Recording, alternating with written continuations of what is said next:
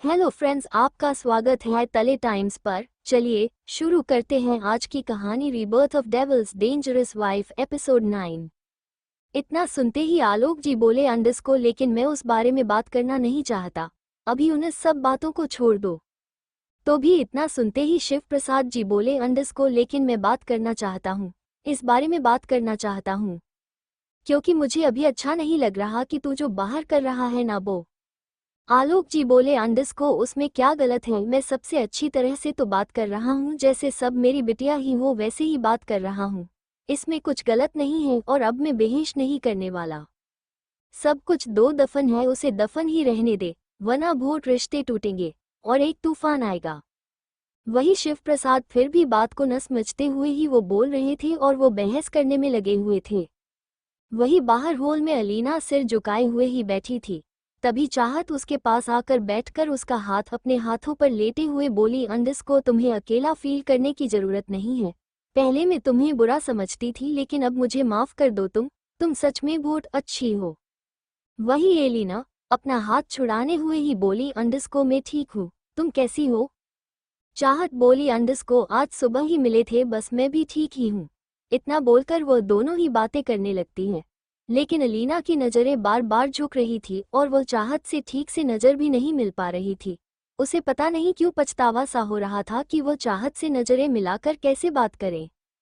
उसने आखिर उसी को किडनैप करके उसी के पति के साथ एक रात गुजारी थी, तो अब उसे समझ में ही नहीं आ रहा था कि वो क्या करे। वही तक्ष अलीना के पास आते हुए ही बोला अंडरस्को, अलीना मासी। इतना बोलकर तक्ष अलीना के पैरों के पास आके अलीना को गौर से देखते हुए ही बोला अंडरस्को, आप कितनी क्यूट क्यूट है ना, बिल्कुल मेरी मॉम की जैसी ही। वही अलीना तक्ष के मुंह से अपने लिए मासी, इतना सुनते ही अलीना चौंक जाती है और वो तक्ष को देखने लगती है। वही तक्ष चाहत को देखता है। तभी चाहत मुस्कुराते हुए बोली अंडरस्को, अलीना ये तुम्हें मासी बोल रहा है क्योंकि तुम मुझसे बस कुछ ही 1-2 साल ही बड़ी होंगी और तुम मेरी बहन जैसी भी हो, इसलिए तुम्हें तक्ष मासी बोल रहा है। और फिर अलीना वह मुस्कुराते हुए ही तक्ष के चेहरे पर अपने हाथ रखकर उसे अपने गोद में बैठा लेती है। वही तक्ष भी उसी की गोद में बैठते हुए बोला अंडरस्को, वैसे मैं आपसे एक बात पूछने वाला था, क्या आप मुझे अपने घर लेकर जाएगी? मुझे ना यहाँ पर लोग कुछ ज्यादा खास प्यार नहीं कर रहे, इसलिए मैं बाहर जाना चाहता हूँ और मैं अपने साथ कियारा को भी लेकर आऊँगा। क्या आप हम दोनों को अपने साथ रखेंगी? इतना सुनते ही अलीना पहले हैरान रह जाती है और फिर वो मुस्कुराने लगती है। वही तभी चाहत तक्ष को देखते हुए ही बोली अंडरस्को, शैतान कहीं के कितने शैतान हो चुके हो तुम, और तुम्हारी और छोटी सी दोस्त कियारा, उसे भी तुम अपने साथ ले जाने चाहते हो। उसकी मामा पापा को देखा है कभी? अगर वो तुम्हें ऐसे उसकी बेटी के साथ देखनेगे ना तो तुम्हारी कुटाई कर देंगे पूरी तरह से।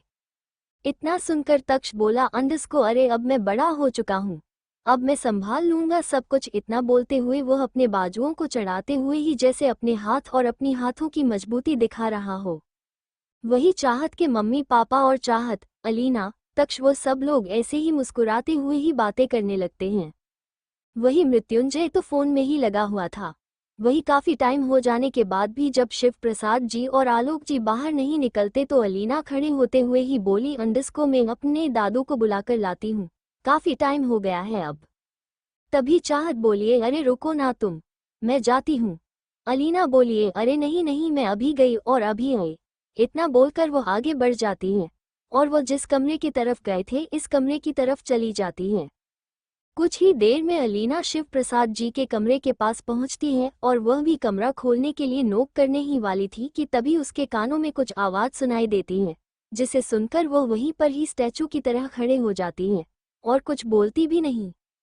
अंदर से शिव प्रसाद जी बोले अंडरस्को, वो मुझे पता है, लेकिन मैंने कहा ना आलोक, वो तुम्हारी पोती नहीं है। तभी आलोक जी बोले अंडरस्को, रिश्ते बदलने से सच बदल ना जाएगा। चाहत सच में मेरी ही पोती है और वो मेरी ही पोती रहेगी, और तुम जो मुझे मना कर रहे हो ना उसके साथ बातें करने के लिए, वो गलत है। वो मेरी पोती है और चाहत हमेशा ही मेरी पोती रहेगी, ये सच बदल नहीं जाएगा। बस फर्क इतना है कि हमने झूठ बोला है और यह राज हम दोनों के बीच ही दफन रहा है। फिर आलोक जी रुककर कुछ सोचते हुए ही बोले अंडरस्को, जब तेरी बहू और मेरी बहू दोनों एक साथ अस्पताल में थे तभी तेरी बहू का ये पहला बच्चा था जो मरा हुआ पैदा हुआ था। इसीलिए मैंने तुम्हें अपनी पोती चाहत को सौंप दिया था, तुम्हारे हाथों में, और ताकि तुम्हारी बहू को आघात ना लगे और वह संभल जाए।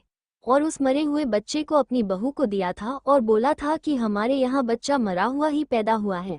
और तभी अलीना 1.5 साल की थी, और वैसे भी पहले से ही मेरी बहू के पास अलीना थी, इसीलिए उसे इतना ज़्यादा शौक ना लगता जितना तेरी बहू को लगता है। इसीलिए मैंने चाहत को तुझे दे दिया था, लेकिन ये राज सिर्फ राज ही रह गया हम दोनों के बीच। राज दफन करने से सच बदल नहीं जाता कि सच में चाहत सच में मेरी ही पोती है, और चाहत और अलीना दोनों सगी बहन हैं, और हमने इस राज को राज बनाकर छुपाए हुए रखा है। वहीं कुछ ही पल बाद अलीना जो बाहर खड़ी थी वो होश में आती है, और फिर वो अपने आंसू पोंछकर वहीं से ही पलटकर जल्दी से बाहर की तरफ जाती है, और हॉल में आकर उन सबको देखते हुए ही बोली, अंडरस्को प्लीज, मेरी अर्जेंट मीटिंग आ गई है, इसलिए मुझे अभी जाना पड़ रहा है। दादाजी अभी आ जाएंगे, आप उन्हें बता देना मैं वहां तक पहुंच नहीं पाई, मुझे अर्जेंट कॉल आ गया है इसलिए मैं जा रही हूं।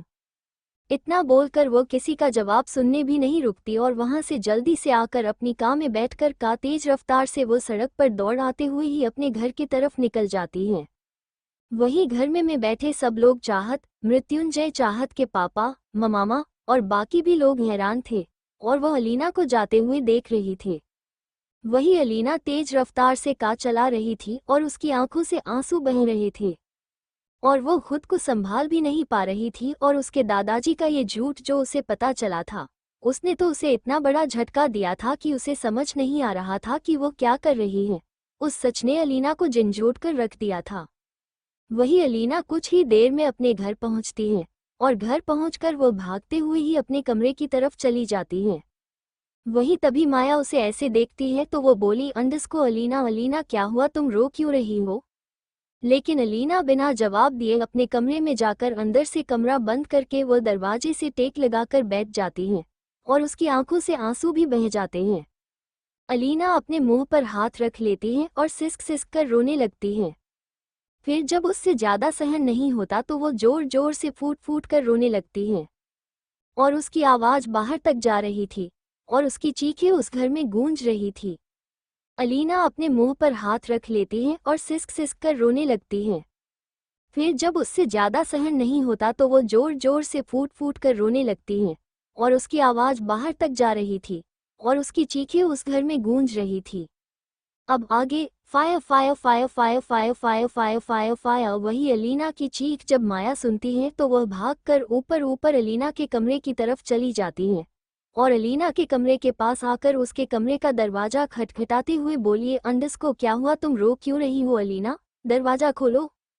वही अलीना जोर जोर से रो रही थी, वो अभी भी उसके चीखने चिल्लाने की आवाज बाहर तक जा रही थी। वही माया दरवाजा खटखटा रही थी, उसे समझ में नहीं आ रहा था कि वो क्या करे। अलीना की आंखों से आंसू बह रहे थे और वह रो रही थी, उसका दिमाग तो जैसे सुनसा हो गया था। उसने जो उसे कमरे के बाहर दादू के मुंह से सुना था कि चाहत उसकी बहन है, और वह एक राज उसने छुपा कर रखा था, और अलीना को जब ये राज पता चला था तो वह इतनी ज्यादा शॉक थी कि उसे समझ नहीं आ रहा था कि वह कैसे रिएक्ट करे।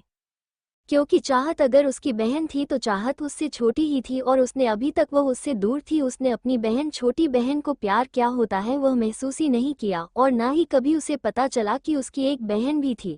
और अलीना यही सोच रही थी कि अगर चाहत उसकी छोटी बहन थी तो उसने उसके पति के साथ एक रात गुजारी है, वह क्या जवाब देगी जब वह उसकी छोटी बहन के पास जाएगी, उसे सारा सच बताएगी कि वह उसकी बहन है, उसकी छोटी बहन है। अलीना अपने पास उसे लाना चाहती है, वो अपनी छोटी बहन, एक बहन का प्यार क्या होता है वो महसूस करना चाहती है। लेकिन वह क्या जवाब देगी जब वो चाहत के पास जाएगी? वह क्या उसे जवाब देगी? क्या उसे मुंह दिखाए कि उसने अपनी जिद में आकर, अपनी जुनून में आकर उसने उसके पति को पाने के लिए उसे ही किडनैप किया था, और उसके सामने, उसके पति के सामने एक शर्त रखकर उसके साथ उसने रात गुजारी थी। एक ऐसी घटिया चाल उसने चली थी। वो क्या बताइए कि अपनी छोटी बहन को? उसे समझ में नहीं आ रहा था कि वो क्या करे। अलीना के मॉम डैड तो एक एक्सीडेंट में ही गुजर गए थे। वही अलीना के दादू उसे संभाल रहे थे। वही अलीना एक गैंगस्टर थी जो हर एक मामले में सबसे आगे थी, और वो अपना सही फैसला लेना जानती थी। लेकिन इस बार उसे क्या हुआ, उसे समझ में ही नहीं आया कि वो अपनी ऐसी जिद में क्यों आई। और वो फूट फूट कर रोने लगती हैं। वही माया जल्दी से भागते हुए नीचे जाती हैं और कमरे की दूसरी चाबी लेकर आती हैं और वो जल्दी से लॉक खोलते हैं। वही तभी वहां पर ही उसे नीचे अलीना बैठी हुई दिखती हैं जो फूट फूट कर रो रही थी। माया भागते हुए जाती हैं और उसके पास बैठकर उसे अपने गले से लगा लेती हैं। वही अलीना भी उसे गले लगाते हुए ही रोती हैं और फिर वो बोली, अंडस को मैं क्या जवाब दूंगी, उसको क्या जवाब दूंगी, क्या बोलूंगी, उसे क्या मुंह लेकर जाऊंगी, उसके पास जाऊंगी, वो मेरी छोटी बहन है। इतना सुनते ही माया हैरान हो जाती है और बोली, कौन तेरी छोटी बहन है, कौन, किसके लिए तू रो रही है, किसकी बात कर रही है। तभी अलीना उससे दूर होती है और वो चिल्ला कर बोली, अंडस को चाहत चाहत बहन है, मेरी छोटी बहन है, सगी बहन है। इतना सुनते ही माया ही जैसे शौक में चली जाती है और वो भी ऐसे ही सुनन सी बैठ जाती है। उसे भी कुछ समझ नहीं आता कि वो क्या करे और क्या बोले। वहीं दूसरी तरफ मृत्युंजय और चाहत और उसके मम्मी पापा और अब शिव प्रसाद जी और आलोक जी वह भी आ चुके थे। वो सब लोग हाल में बैठे हुए थे और तभी डाइनिंग टेबल पर नाश्ता लग चुका था, तो सब लोग खड़े होकर डाइनिंग टेबल पर खाना खाने के लिए चले जाते हैं। वहीं आलोक जी का मूड कुछ ठीक लेने चाय लग रहा था। वो उन्होंने 2-3 बार यह भी पूछ लिया था कि अलीना क्यों चली गई, लेकिन चाह ने 2-3 बार यही बताया कि वो उसकी कोई जरूरी काम आ गया था, इसलिए वो चली गई। वहीं आलोक जी यही सोच रहे थे कि अलीना ऐसे उसे बिना बताए तो नहीं जा सकते, फिर वह क्यों चली गई, क्या बात हुई होगी। और उसे थोड़ा सा डर यह भी था कि चाहत ने बताया कि वह आप दोनों को बुलाने के लिए ही आ रही थी, लेकिन बीच रास्ते में उसे कुछ काम आ गया तो वह चली गई। तो आलोक जी को शक हो रहा था कि कहीं अलीना ने उसकी बातें शिव प्रसाद जी के बीच की बातें ना सुन ली हो, वरना क्या होगा, वो क्या जवाब देंगे अलीना को, उसे भी कुछ समझ नहीं आ रहा था। वही सब लोग ऐसे ही हंसते मुस्कुराते हुए ही डिनर करते हैं। फिर आलोक जी अपने घर के लिए निकल जाते हैं। वही मृत्युंजय, चाहत और तक्ष तीनों ही अपनी कार में बैठते हैं और वह भी मुस्कुराते हुए ही अपनी कार में बैठकर घर के लिए निकल जाते हैं। वही अभी वो शायद रात के 10 बजे बज रहे थे, तभी वो अभी रास्ते में पहुंचे थे कि तभी तक्ष जिद करते हुए ही बोला, अंडस को मम्मा मुझे कियारा के पास जाना है, उसे मिलने के लिए जाना है, चलो ना हम उसे मिलते हुए ही चले जाएंगे। इतना सुनते ही चाहत बोली, अंडस को कोई जरूरत नहीं है इतनी रात को उसके घर जाने की, तुम्हें क्या इतनी जल्दी है, कल मिल लेना सुबह जब स्कूल जाओ तब। तभी तक्ष बोला, अंडस को नहीं नहीं मुझे अभी मिलना है कि उससे, अभी ही मतलब अभी। इतना सुनते ही मृत्युंजय बोला, अंडस को हाँ बाबा चलो ठीक है, मेरा बच्चा कह रहा है तो चलते हैं। इतना बोलकर वो कर दूसरी तरफ का से मोड़ लेता है। वही चाहत हैरानी से उन दोनों को ही देख रही थी कि कैसे वह दोनों बाप बेटे एक दूसरे से मिल चुके थे और उनकी बात भी नहीं मान रहे थे। वही तक्ष अपने पापा की बात सुनकर खुश हो जाता है और वो कूदकर उसकी गोद में चला जाता है। अब तक्ष और मृत्युंजय दोनों ही ड्राइव कर रहे थे। कुछ ही देर में वो अपनी कार लेकर कियारा के घर के बाहर पहुंचते हैं और फिर बाहर निकालकर वो आगे घर के अंदर चले जाते हैं। तो तभी सामने वहां पर उसे कियारा और उसके पापा और उसकी माँ तीनों ही हॉल में बैठे हुए ही दिखे मिलते हैं और मृत्युंजय, चाहत और तक्ष को आते हुए देखकर वह दोनों ही खड़े हो जाते हैं और बोले, अंडस को अरे तुम इतनी रात को, क्या बात है, लगता है घर का रास्ता भूल चुके हो, इसीलिए भटकते हुए यहाँ पर आ गए हो। इतना बोलते हुए ही वो मुस्कुराने लगता है। वही मृत्युंजय भी आगे बढ़कर उसे हाथ मिलाता है। वही चाहत और कियारा की मॉम वो दोनों भी गले मिलते हैं। ऐसे ही वो सब लोग मिलते हैं और सोफे पे बैठ जाते हैं। वही तक्ष और कियारा का कुछ अलग ही चल रहा था कि तक्ष कियारा के पास खड़ा था और तक्ष कियारा उसके बालों में से उसके बटरफ्लाई निकाल रहा था जो कियारा के बालों में फंसा हुआ था, और वह बहुत ही सावधानी से कियारा का बटरफ्लाई उसके बालों से निकल रहा था, जैसे कि उसे उसके बाल खींच ना जाए और उसे दर्द ना हो, इसीलिए वह धीरे धीरे उसका बटरफ्लाई निकल रहा था। वही तभी वो चारों ही जब उन दोनों को ऐसे दिखते हैं तो वो चारों ही हैरान हो जाते हैं और उन दोनों को ही एक तक देखने लगते हैं। वही कियारा अपनी मासूमियत से अपनी आंखें पटपटाते हुए ही बोली, अंडस को तक्ष ध्यान से मेरे बाल ना खींच जाए वरना मुझे दर्द होगा। तभी तक्ष बोला, अंडस को नहीं, ऐसे कैसे तुम्हें दर्द होने दूंगा मैं, कुछ नहीं होगा तुम्हें, मैं हूं ना तुम्हारे लिए। फिर वो ये बोलते हुए बहुत धीरे से बटरफ्लाई तुम्हें निकाल कर दूंगा। इतना बोलते हुए ही वो धीरे धीरे उसका बटरफ्लाई निकालने में कामयाब होता है और उसका बटरफ्लाई निकाल कर वो उसके हाथ में देता है। और बोला अंडरस्कोर लो निकल गया, और आज के बाद तुम ऐसे बटरफ्लाई अपने बालों में रखना ही मत जो तुम्हें दर्द दे। क्यों ऐसी चीज अपने पास रखती हो जो तुम ही दर्द देते हैं? लाओ। इतना बोलकर तक्ष उसका बटरफ्लाई अपने हाथ में लेता है और फिर वह आगे चलकर डस्टबिन में फेंक देता है। वही तभी कियारा उसे हैरानी से देखते हुए ही बोली अंडरस्कोर अरे वो मेरा फेवरेट वाला बहुत महंगा वाला बटरफ्लाई था, तुमने क्यों उसे फेंक दिया? तभी तक्ष उसे देखते हुए ही बोला अंडरस्कोर तुम्हें महंगा वाला अच्छा वाला बटरफ्लाई लेकर मैं कल तुम्हें दूंगा, मैं ये तुम्हारे लिए अच्छा नहीं है। इतना बोलकर वो उसे देखने लगता है। वही कियारा भी अपना मुंह बना लेती है। वही तभी चारों मृत्युंजय, चाहत, सिया, तरुण यानी कि कियारा के मॉम डैड वह चारों ही उन दोनों को ही देख रहे थे। तभी चाहत बोली अंडरस्कोर एक तुम्हारी बेटी और मेरा बेटा पता नहीं बड़े होकर क्या ही करेंगे आगे। तभी कियारा की मॉम सिया बोली अंडरस्कोर मुझे तो लगता है ये दोनों बड़े होकर शायद भाग कर ही शादी कर लेंगे, मुझे लगता है इनके लव मैरिज ही होने वाली है, मुझे तो ऐसा ही लगता है। मुझे नहीं लगता कि ये दोनों हम सबको शादी करने का भी मौका देंगे। तभी इतना सुनते ही मृत्युंजय के चेहरे पर भी स्माइल आ जाती है और तरुण भी हंसने लगते हैं। वो सब लोग ऐसे ही हंसते मुस्कुराते हुए ही ऐसे ही बातें करते हैं और कियारा और तक्ष थोड़ी देर ऐसे ही खेलते हैं। फिर मृत्युंजय, चाहत और तक्ष तीनों ही फिर से अपने काम में बैठकर अपने घर की तरफ निकल जाते हैं। वहीं दूसरी तरफ आलोक के घर पहुंचते हैं और घर पहुंचकर वो आसपास बंगले में नजर दौड़ते हैं, लेकिन उसे कहीं पर भी अलीना दिखते नहीं तो वह आगे बढ़ जाते हैं और अलीना के कमरा जिस फ्लो पे था उसी फ्लो पर आकर वह अलीना के कमरे की तरफ बढ़ जाते हैं ताकि वह उसे पूछ सके कि वो क्यों बिना बताए घर आ गई थी। इसलिए वह आगे बढ़कर अभी अलीना के कमरे के दरवाजे के पास पहुंचे ही थे कि तभी उसे अलीना नीचे बैठी हुई थी और माया ने उसे गले लगाए हुए ही उसका सिर सहला रही थी। अलीना अभी भी हिचकियां ले रही थी और माया उसे संभाल रही थी। वही ये देखकर आलोक जी हैरान हो जाते हैं और वो आगे बढ़कर अलीना को देखते हुए ही बोले अंडरस्कोर अलीना बेटा मेरी बच्ची क्या हुआ, तुम रो क्यों रही हो और तुमने अपनी क्या हालत बना रखी है? मेरे बच्चे को क्या हुआ? किसी ने कुछ किया क्या? किसी ने कुछ कहा क्या? क्या हुआ तुम्हें? इतना बोलकर वो आगे बढ़कर उसके पास पर बैठ जाते हैं। तभी अलीना और माया और दोनों ही अलग होती हैं और अलीना अपना चेहरा ऊपर करके आलोक जी को देखते हुए ही बोली अंडरस्कोर अच्छा आपको मेरी इतनी परवाह है, इतनी ज्यादा फिक्र है, सच में आपको मेरी फिक्र है?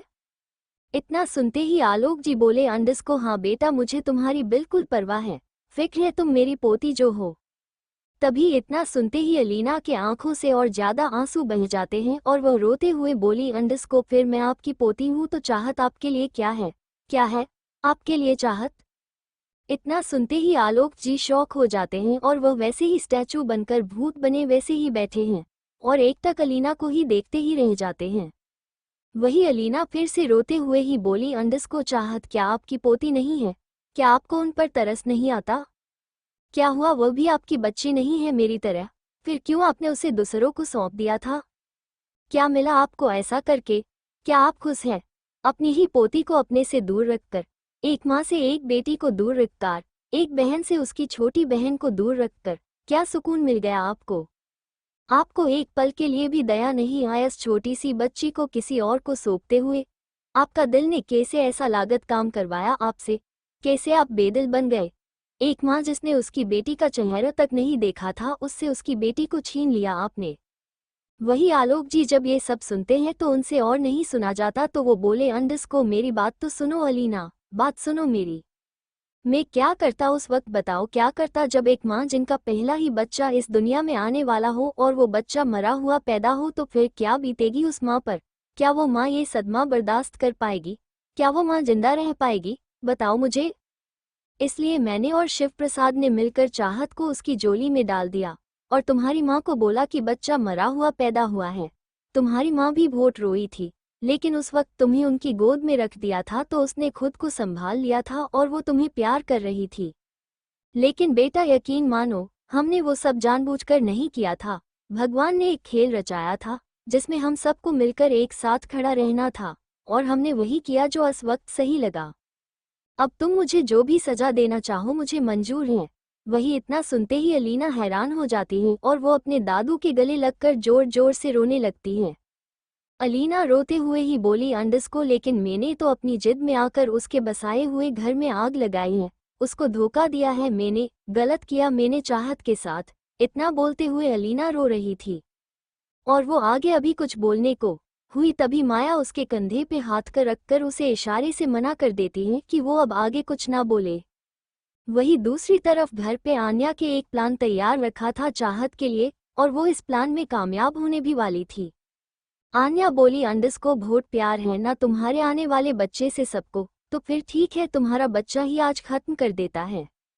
वही मृत्युंजय, चाहत और तक्ष तीनों ही घर के अंदर आ जाते हैं और वह तीनों ही सीढ़ियों की तरफ चले जाते हैं अपने कमरे की तरफ जाने के लिए। वही अभी वह तीनों सीढ़ियों के पास पहुंचे ही थे कि तभी आन्या उनके पास आती है और आन्या चाहत को देखते हुए ही बोली अंडस को, चाहत तुम 1 मिनट रुकोगी प्लीज, मुझे कुछ काम है तुमसे। तभी आन्या की बात सुनकर चाहत, मृत्युंजय, तक्ष तीनों ही रुक जाते हैं। चाहत बोली बोलो ना क्या हुआ। वही मृत्युंजय और तक्ष दोनों ही आन्या को ही देख रहे थे। तभी आन्या थोड़ी हिचकिचाते हुए ही बोली अंडस को, वह तुमसे कुछ पर्सनल काम था तो अगर हम दोनों ही बात करें तो अच्छा रहेगा। इतना सुनते ही चाहत एक पल तो हैरान रहती है, फिर वह मृत्युंजय को देखते हुए बोली अंडस को, तुम और तक्ष दोनों ही कमरे में जाओ, मैं आती हूँ। इतना बोलकर वो आन्या की तरफ जाती है। वही तक्ष और मृत्युंजय दोनों ही सीढ़ियों से होते हुए ही कमरे की तरफ चले जाते हैं और वो दोनों ही कमरे में चले जाते हैं। वही तभी आन्या ऊपर सीढ़ियों के पास में कमरा था उसी तरफ देखते हुए ही उसी तरफ किसी को एक इशारा करती है। वही चाहत का ध्यान अभी फिलहाल आन्या पर नहीं था तो आन्या ने किसी को कुछ इशारा किया था और वहां पर छुपा हुआ कोई जो शायद एक सर्वेंट था वह आगे जाकर सीढ़ियों के पास कुछ करता है और फिर वो वहां से चला जाता है। वही आन्या चाहत को देखते हुए उसका ध्यान अपनी तरफ करते हुए ही बोली अंडस को, चाहत वो मुझे तुमसे ये पूछना था कि तुम्हारे पास पीरियड्स में जो पेट दर्द होता है उस पेट दर्द को मिटाने की दवाई है। इतना सुनते ही चाहत एक पल आन्या को देखते हैं और फिर वो कुछ सोचते हुए ही बोली अंडस को, हाँ थी तो सही मेरे पास पहले, लेकिन वो एक्सपायर हो गई थी तो मैंने उसे फेंक दी। इतना सुनते ही आन्या जैसे अफसोस जताते हुए ही बोली अंडस को, तो अच्छा चलो कोई बात नहीं, मैं गर्म पानी पी लेती हूँ, थोड़ा आराम मिल जाएगा। तभी चाहत बोली अंडस को, हाँ यह सही रहेगा, तुम गर्म पानी पी लो, अभी मेरे पास पेट दर्द की कोई भी दवाई नहीं है। कभी आन्या बोली अंडस को, कोई बात नहीं तुम जाओ सो जाओ, मैं गर्म पानी करके पी लूंगी। इतना बोलकर वो किचन की तरफ जाने लगती है। वही चाहत भी उसे जाता हुआ देखकर वह भी सीढ़ियों की तरफ बढ़ जाती है और वो सीढ़ियों की तरफ ही आ जाती है।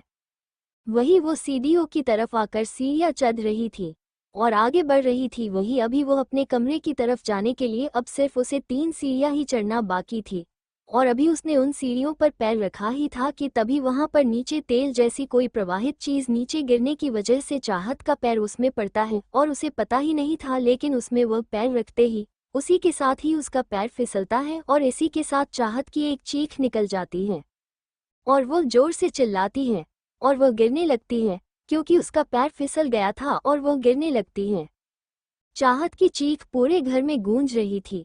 वहीं आन्या का ध्यान उसी तरफ था और वह चाहत को गिरता हुआ देखकर खुश हो रही थी, लेकिन तभी उसकी खुशी एक पल में ही गुस्से में तब्दील हो जाती है क्योंकि चाहत अभी गिर ही रही थी कि तभी मृत्युंजय ने उसका हाथ पकड़ लिया था और वही अब चाहत हवा में लटक रही थी और एक हाथ मृत्युंजय ने उसका पड़ा हुआ था। वही चाहत का को जान निकल चुकी थी। इस घटना से, इस हादसे से उसकी जान निकलते निकलते ही रही थी और वो ऐसे ही हवा में लटकी हुई थी। तभी मृत्युंजय है उसे अपनी तरफ खींचता है और उसे ठीक से खड़े करते हुए ही बोला अंडस को, क्या तुम ठीक हो। इतना बोलकर वो उसका हाथ पकड़कर उसे ऊपर सीढ़ियों के ऊपर ले आता है। वही चाहत भी ठीक से खड़ी होती है। वो अभी भी सुन्न सी थी, उसे समझ नहीं आ रहा था कि हुआ क्या, और वह जब सामने मृत्युंजय को देखती है और वह खुद को सेफ महसूस करती है तो वह मृत्युंजय किसी के सीने से लग जाती है और उसी के साथ ही उसकी आंसू भी बह जाते हैं क्योंकि उसे पता था कि अभी आगे क्या होने वाला था। अभी वो गिर जाती तो उसे तो चोट लगती है, लेकिन उसी के साथ ही उसका बच्चा भी खत्म हो जाता और उन सब में जो सपने सजाए थे वह सब टूटकर बिखर कर रह जाते और उसी के साथ ही उसका बच्चा जो इस दुनिया में आने वाला था, जिससे वह इतना प्यार कर रही थी, वह इस दुनिया से जन्म लेने से पहले ही मर जाता। और चाहत के लिए ये एक ख्याल आते ही वह कांप जाती है और उसकी आंखों से आंसू बह जाते हैं। तभी सब लोग चाहत की चीज सुनकर बाहर आते हैं और वो सब लोग चाहत को देखते हैं।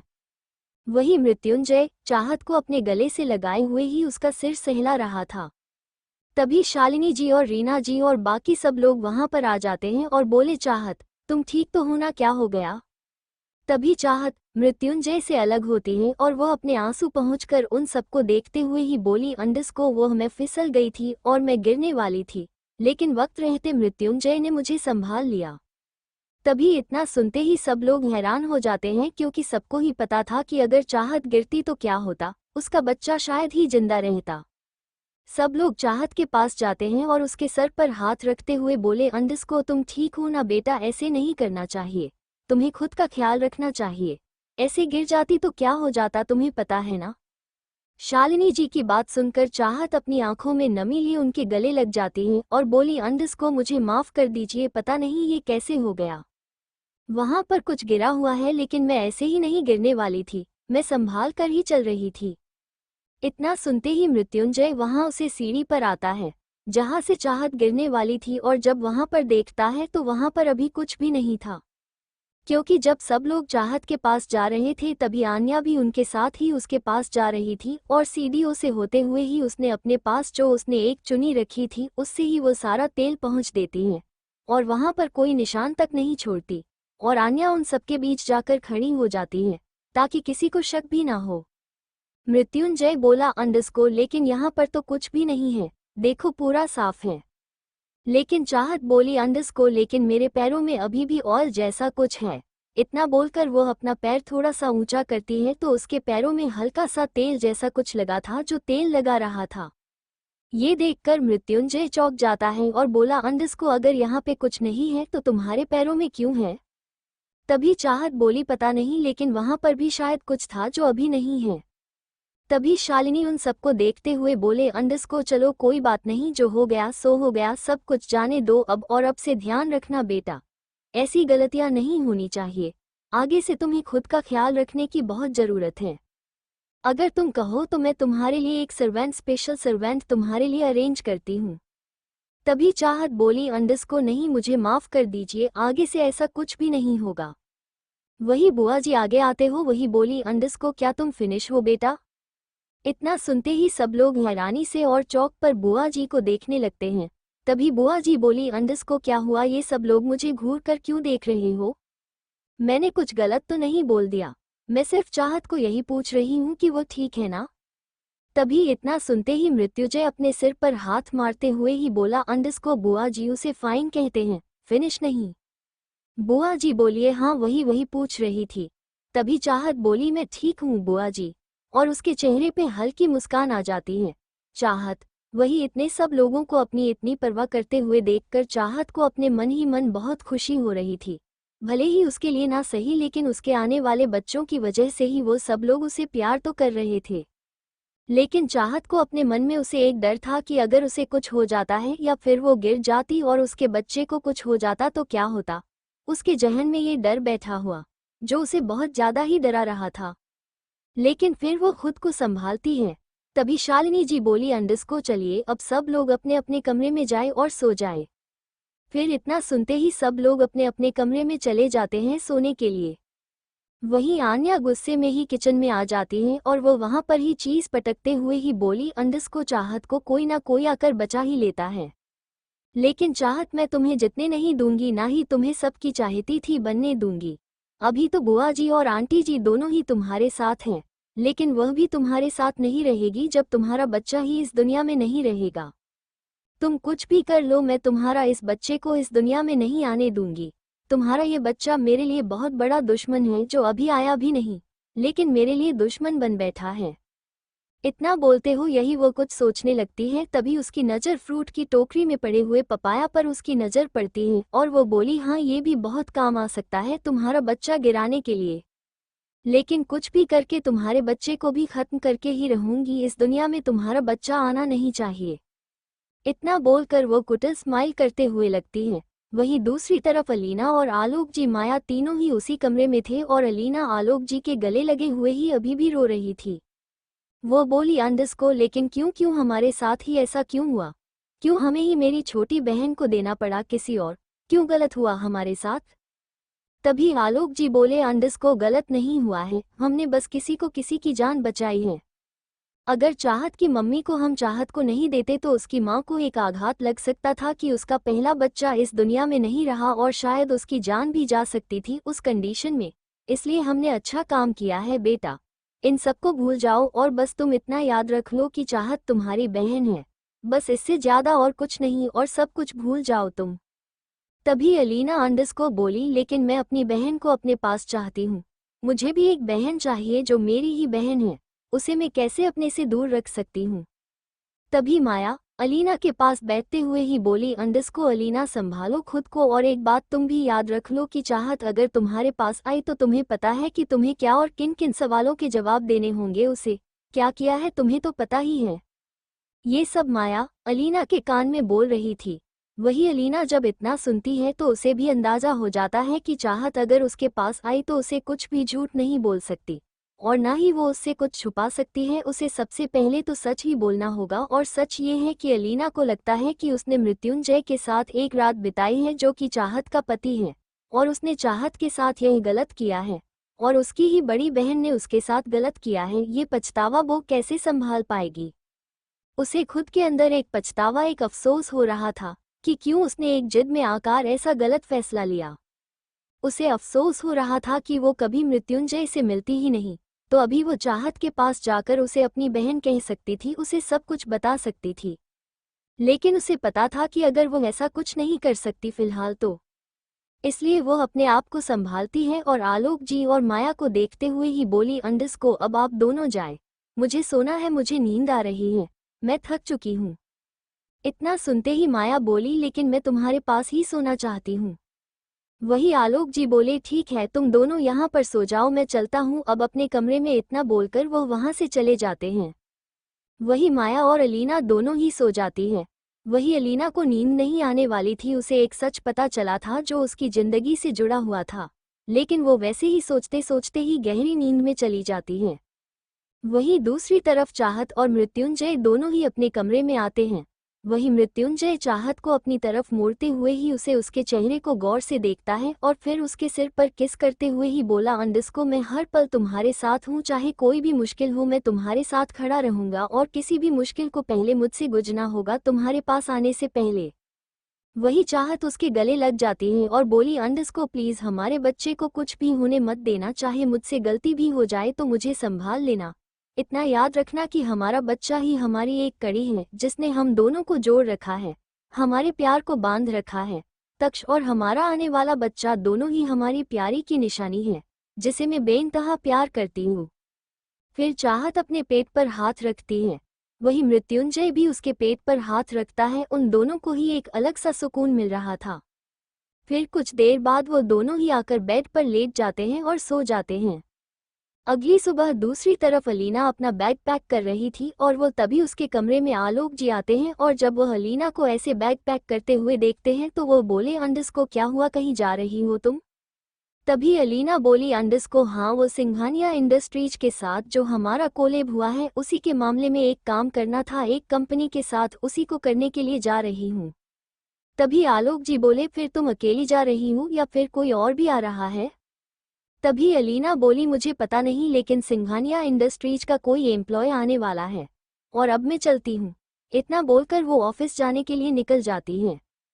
वहीं दूसरी तरफ मृत्युंजय भी ऑफिस पहुंच चुका था और वो कुलदीप उसके सामने खड़ा था और मृत्युंजय ने उसे कह रहा था, आज दूसरे शहर में हमारी एक कंपनी के साथ डील होने वाली है और इस डील में हम दोनों पार्टनर्स को उसे दिल को साइन करने के लिए जाना है। तो अलीना के साथ तुम जा रहे हो? तभी कुलदीप बोला, अंडस को, लेकिन मैं क्यों जाऊं, किसी और को भेज दो, मुझे नहीं जाना।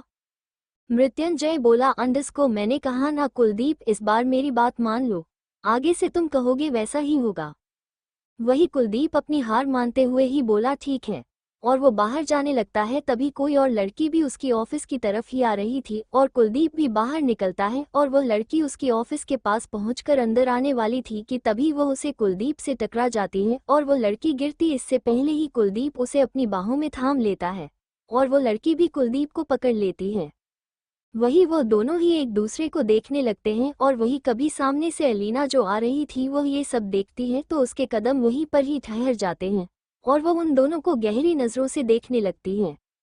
वही सामने जब अलीना कुलदीप और एक लड़की को ऐसे देखती है तो उसको पता नहीं उसे क्या होता है, लेकिन उसे अपने अंदर एक जलन का एहसास होता है और वो अपनी मुठिया कस लेती है और वो वहां पर वैसे ही खड़े हुए हैं उन दोनों को घूरने लगती है। वही तभी कुलदीप की नज़रें भी सामने अलीना पर जाती हैं तो वो जल्दी से उस लड़की को ठीक से खड़ा करते हुए बोला, अंडस क्या ठीक है? वही वो लड़की भी ठीक से खड़ी होती है। मैं ठीक हूँ, आपका शुक्रिया, आपने मुझे गिरने से बचा लिया, थैंक यू सो मच।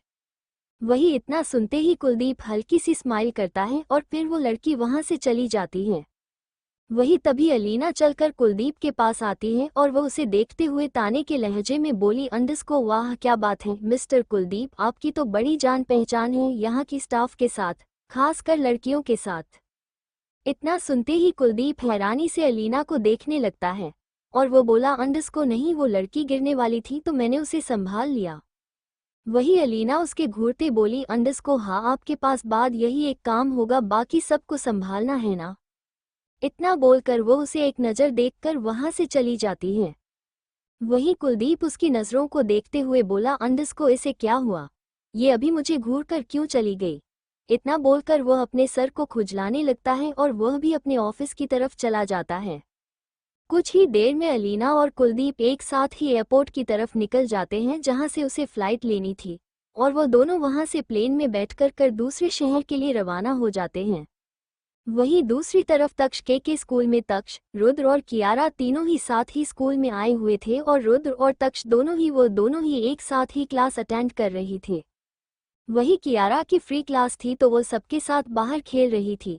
वही तभी एक लड़का उसे धक्का दे देता है और कियारा संभाल नहीं पाती और वो गिर जाती है। गिरते ही उसके घुटनों में चोट लग जाती है और वो नीचे बैठकर अपने घुटनों को देखते हुए ही रोने लगती है। वही तभी जब रुद्र और तक्ष के टीचर बाहर निकल जाते हैं तो कोई जाकर तक्ष और रुद्र को ये बात बताता है तो वह दोनों ही भागते हुए ही कियारा के पास आते हैं और उसके पास आकर बैठ जाते हैं। तक्ष कियारा की चोट को देखते हुए बोला, अंडस ये क्या हुआ, किसने किया तुम्हारे साथ। तभी कियारा बोली, अंडस वो एक लड़के ने मुझे जोर से धक्का दे दिया तो मुझे चोट लग गई और मुझे दर्द भी बहुत हो रहा है।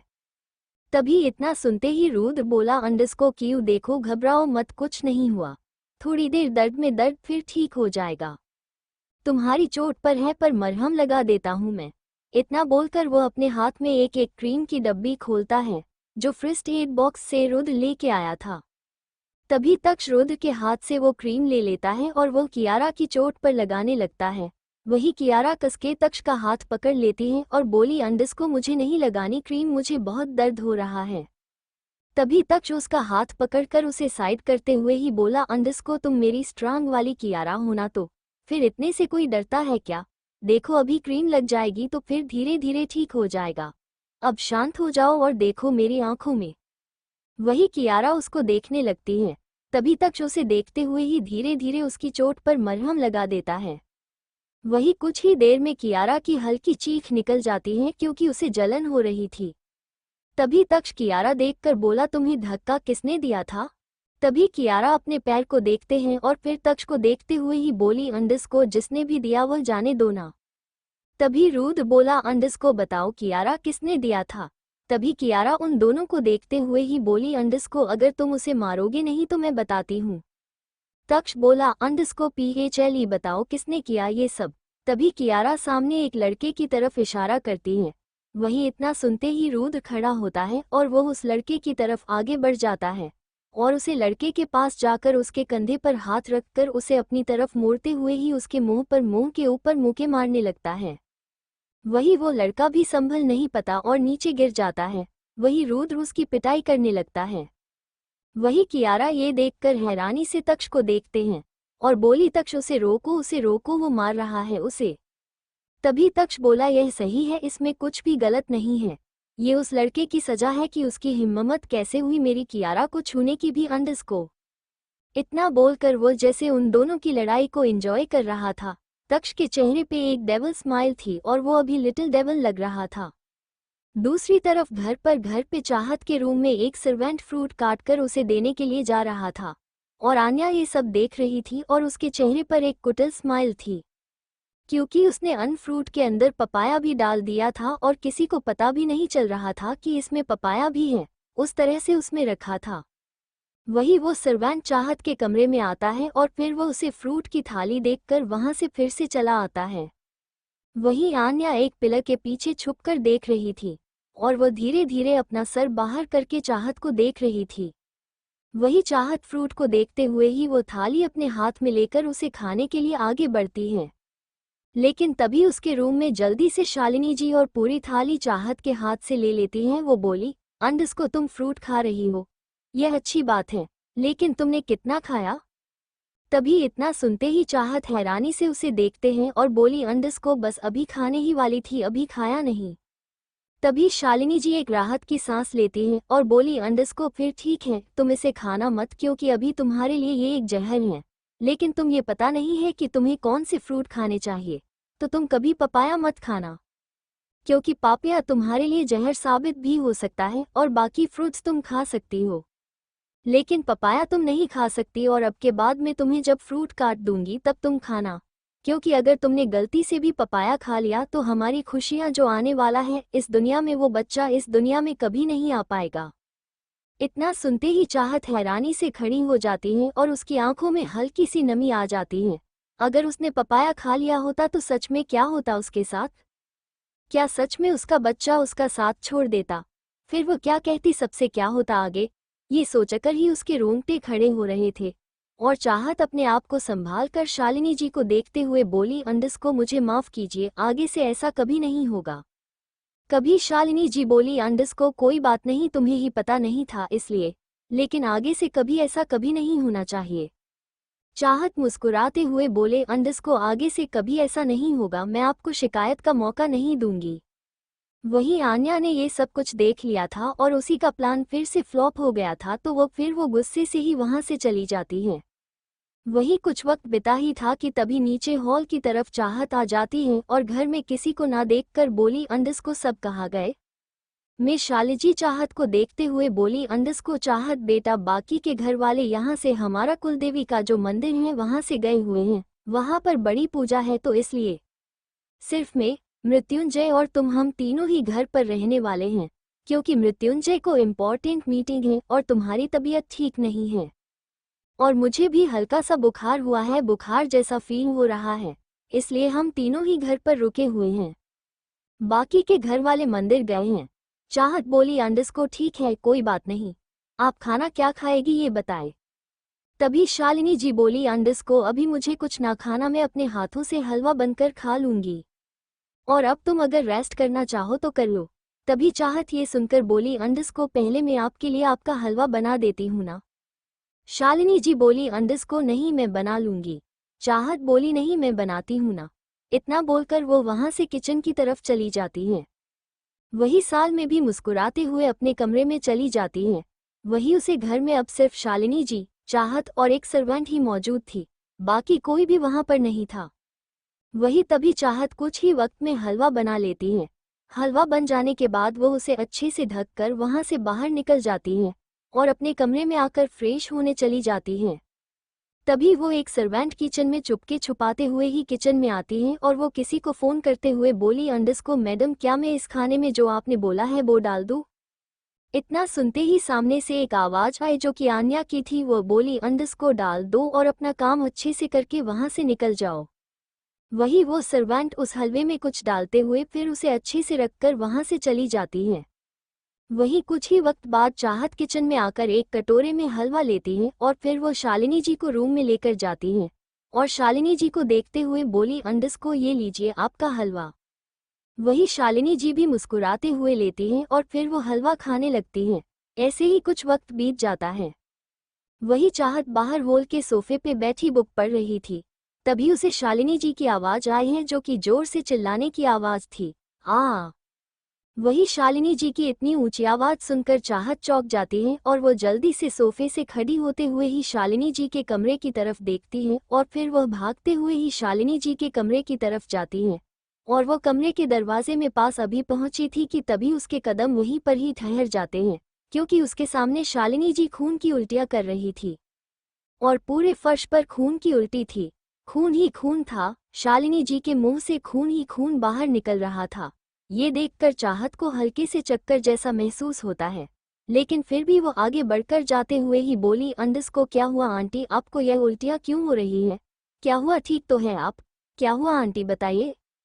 वही तभी इतना सुनते शालिनी जी कुछ कहने को हुई, लेकिन उसके मुंह से कुछ निकल ही नहीं रहा था, क्योंकि वो पूरी तरह से उसके मुंह से खून निकल रहा था और उसके आंखों से आंसू बह रहे थे। वही चाहत को समझ नहीं आ रहा था, वो वहां पर अकेली थी, वह क्या करे और क्या ना करे, उसे खुद समझ में नहीं आ रहा था। वही चाहत जल्दी से भागकर वहां पास में पड़ा हुआ फोन उठाती है और फिर वो बाहर खड़े ड्राइवर को कॉल करती है। वही वो ड्राइवर भी भागते हुए घर के अंदर आ जाते हैं। वही बोल, क्या हुआ आपको बड़ी माँ, आंखें खोलिए प्लीज। वही वो दोनों ही ड्राइवर भी वहां पर आ जाते हैं और फिर वो देखकर वो भी चौंक जाते हैं। तभी चाहत बोली, अंडस को जल्दी से इन्हें उठाने में मेरी मदद कीजिए और जल्दी से अस्पताल ले जाना है। और फिर वो दोनों ड्राइवर और चाहत शालिनी जी के ले जाकर वो कार में बिठा देता है। वही शालिनी जी के मुंह से अभी भी उल्टियां हो रही थी और उसकी हालत बहुत ही ज्यादा खराब हो चुकी थी। वही ड्राइवर भी जल्दी जल्दी कार ड्राइव करते हुए ही अस्पताल की तरफ निकल जाते हैं। ड्राइवर जल्दी जल्दी कार ड्राइव करता है। वही चाहत आज पहली बार शालिनी जी की उसने ऐसी हालत देखी थी। चाहत शालिनी जी के मुंह से खून साफ भी कर रही थी, उसके मुंह को पोंछ रही थी, लेकिन कोई फायदा नहीं, क्योंकि शालिनी जी के मुंह से सब कुछ बाहर ही निकल ही रहा था। वहीं कुछ ही देर बाद वो बड़े से हॉस्पिटल पहुंचते हैं और वहां के स्टाफ को भी बुलाकर शालिनी जी को एक स्ट्रेचर पर लेटा कर उसे अंदर ले जाते हैं और एक रूम में जल्दी से भेज दिया जाता है और फिर वहां जल्दी से डॉक्टर उनकी ट्रीटमेंट स्टार्ट कर देते हैं। वही अभी कुछ देर हुई थी कि चाहत उस कमरे के बाहर ही इधर से उधर चल रही थी। तभी वहां पर भागते हुए मृत्युंजय आ जाता है और चाहत जब सामने देखती है तो जैसे मृत्युंजय को देखकर ही उसकी सांसों में सांस आई। वो भागकर मृत्युंजय के पास जाती है और उसके गले लगकर बोली, अंडस को वो बड़ी माँ की तबीयत बहुत खराब है। वही मृत्युंजय उसे अपने गले से लगाकर उसे शांत करता है और फिर उसे दूर करते हुए ही बोला, अंडस को क्या हुआ क्या है बड़ी माँ को ये बताओ। वही तभी चाहत बोली, अंडस को पता नहीं, उनको खून की उल्टियां हो रही हैं और उसकी हालत बहुत ही ज्यादा बिगड़ चुकी है। ये बोलते हुए उसकी आंखों में आंसू आ चुके थे। वही मृत्युंजय उसके आंसू पोंछते हुए ही बोला, अंडस को चिंता मत करो, सब कुछ ठीक ही होगा। वही तभी चाहत मृत्युंजय को देखते हुए बोली, अंडस को तुम्हें कैसे पता चल यहाँ का? तभी मृत्युंजय ने कहा, अंडस को वो एक ड्राइवर का कॉल आया था घर से, उसने ही मुझे बताया फोन करके।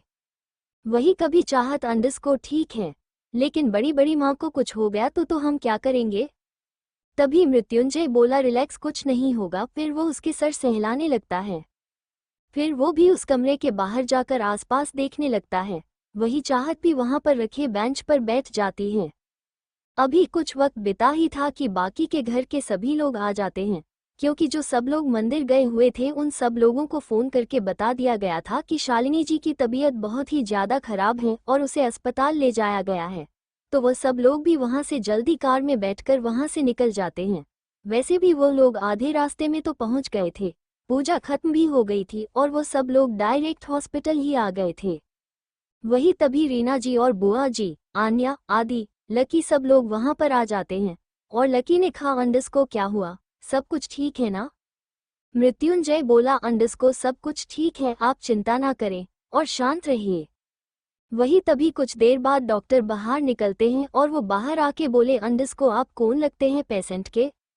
वही इतना सुनते ही मृत्युंजय ने कहा, अंडस को मैं उसका बेटा हूँ।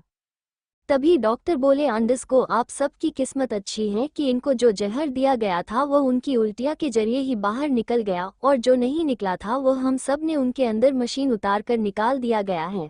अब वो बिल्कुल ठीक है, लेकिन जहर खाने में दिया गया था।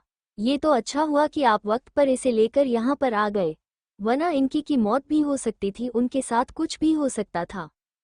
इतना सुनते ही सारे घर वाले शौक रह जाते हैं और सब वैसे ही हैरानी से खड़े एक तक डॉक्टर को देखने लगते हैं। सब लोगों की आंखें फटी की फटी रह गई थी। वही तभी डॉक्टर बोले, अंडस को इन्हें सच में बहुत ही जहरीला जहर दिया गया था। ये तो उनकी कुछ किस्मत अच्छी थी कि नहीं उल्टियां हो गई, लेकिन अब वो पूरी तरह से ठीक है, तो अब कोई टेंशन लेने की बात नहीं है। वही डॉक्टर इतना बोलकर वहां से चले जाते हैं। वही सब लोग ऐसे ही खड़े थे। तभी मृत्युंजय सबको देखते हुए ही बोला, ऐसा कैसे हो सकता है? बड़ी माँ को किसी ने जहर देने की कोशिश की है, लेकिन ऐसा नहीं हो सकता। किसने किसने ऐसा किया होगा?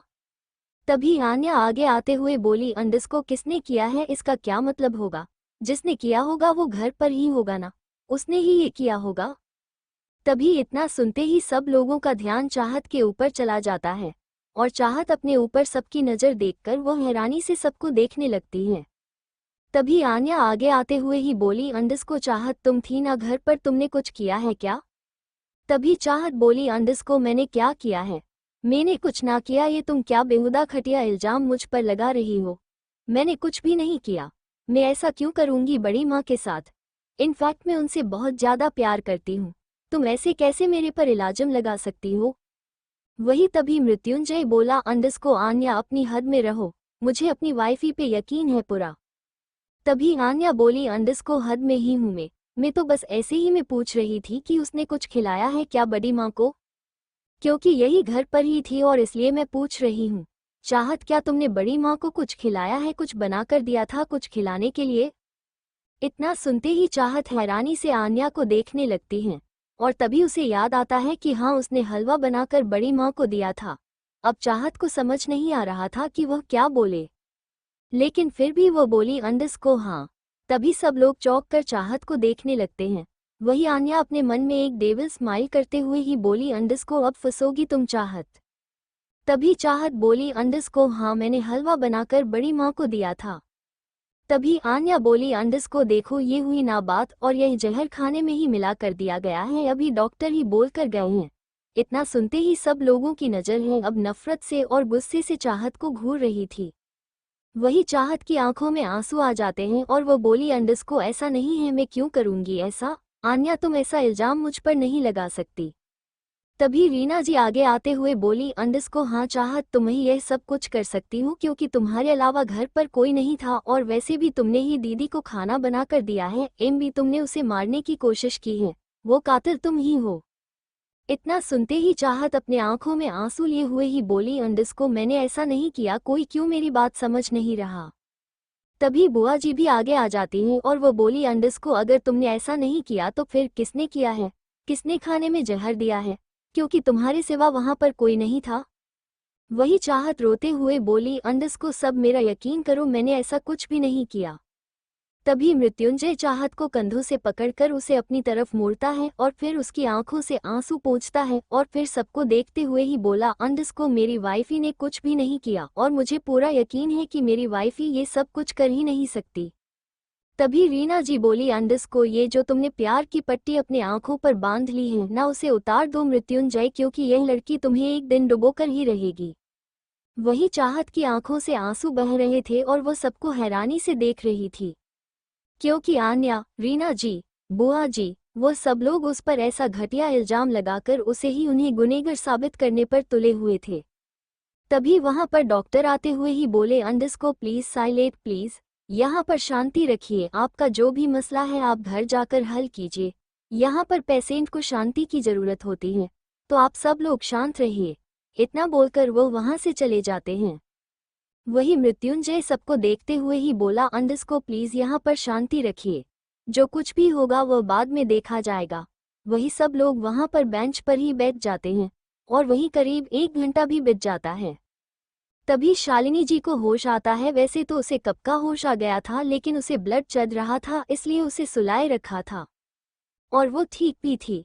तभी डॉक्टर बोले, पेशेंट को होश आ गया है, कौन अंदर आके उनसे मिलना चाहता है? मृत्युंजय बोला, अंडस मैं आता हूँ। इतना बोलकर वो खड़ा होता है।